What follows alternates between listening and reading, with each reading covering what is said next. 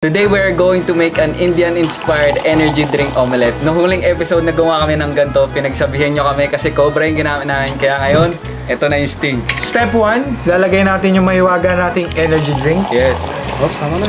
Binuno. Bakit hindi ba lahat? Hindi pwede natin yun, di ba? Oh, lahat na lahat. Susunod naman natin na ilalagay ay itlog. Wait. Bago i-mekos.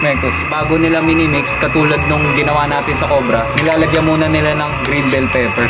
Sunod na nilalagay nila ay carrots. Added color din siya para mas delicious. Ang next natin ngayon ay ilalagay na natin yung pampaanghang. Dito mahilig yung mga gusto ng kick.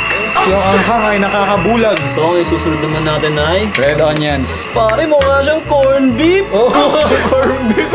So once na ilagay na natin lahat ng ingredients na kailangan niya, yung missing piece na lang ay itong kamatis. Oh. So, Damn! Yan.